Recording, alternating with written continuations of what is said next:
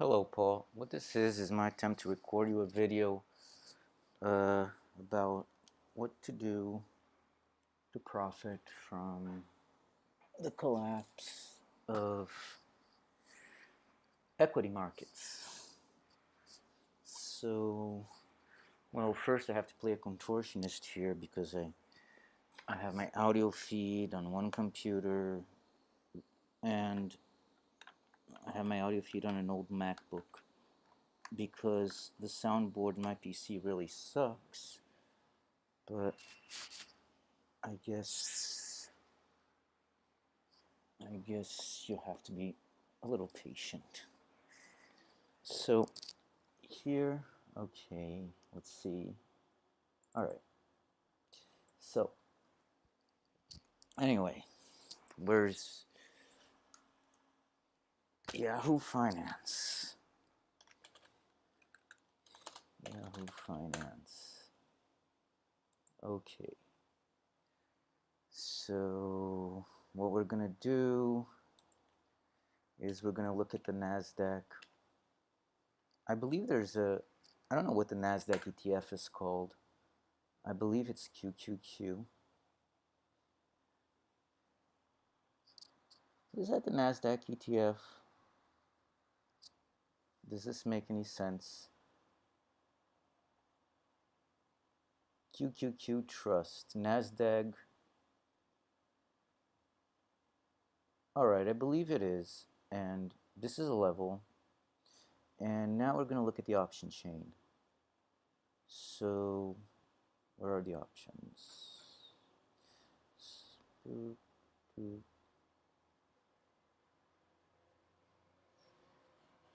Summary. Okay. Ah! QQQ options.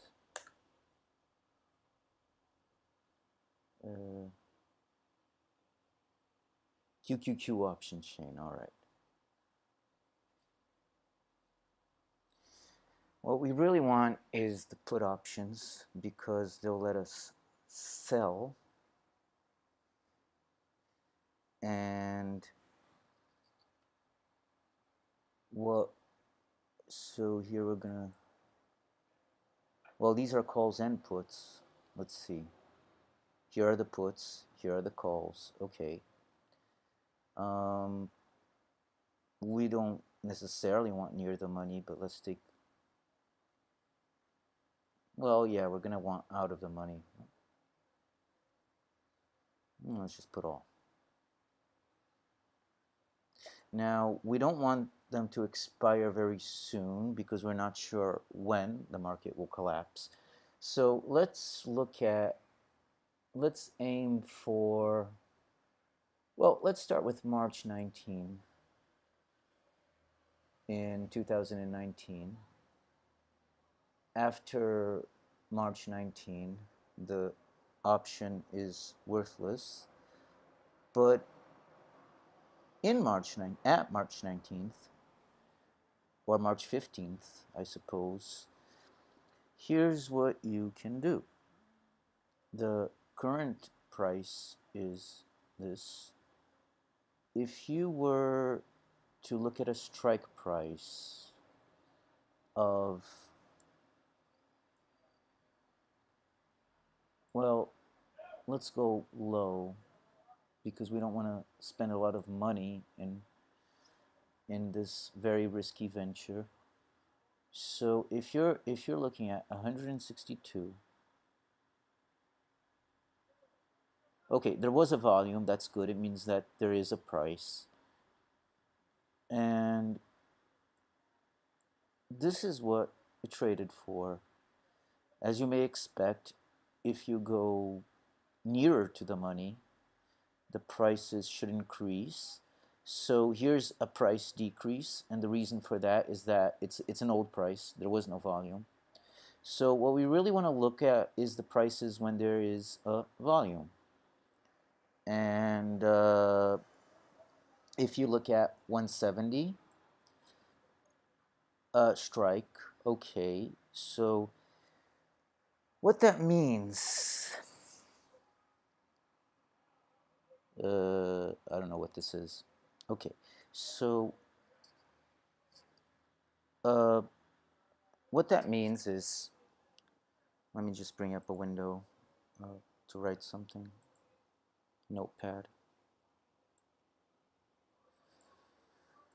Okay, so on March 19, you paid $5.40 per share, and if the price fell to 540 below 170, which would be if the price fell to 164.60, if the price fell to 164.60 at any time, this is important because at any time the price is going to fall, you know, you're guaranteed to any time before March 19th, you're guaranteed that this option is going to be worth more than you paid for, basically. So if the price fell to 100, you start making money, right? The lower the price goes, the more money you make. So let's suppose you're looking at a serious bubble pop. What the And the serious bubble pop that we're looking up takes us to 150 from, and I know this isn't, I know this is just the ETF price. This can't be the NASDAQ index, but you know, you can work out percentages what that means. So if the price fell to 150, you would be making a profit of about 3 times as much. If the price fell from 180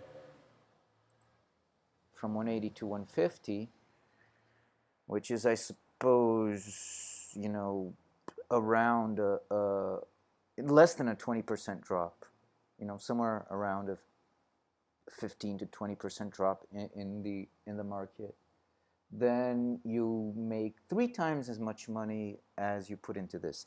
But tell you what, this is expensive. Okay, let's look at a market collapse on November, and maybe we want to give the whole month of November for this collapse to happen. So let's look at December. Same option. Let's look at a put at. Let's look at a put at 170. Here's the put at 170. You see, you paid a lot less. And if the market does collapse that much by December 18th or December 15th or 18th, whatever, 21st, there you go. You would, instead of making 3 times as much, you'd probably be making around 5 times as much the money you put in. And look at that volume. Look at that. I mean, there are a lot of people interested in this put option relative to other put options, and it could have something to do with the midterm elections. Who knows? So I guess this is it. Let me interrupt the audio feed. Gosh, I have to move the mouse from one place to another just to accomplish this because of my faulty equipment. But I'll try. So, okay, I can stop my audio feed, and I'll stop the video feed shortly after.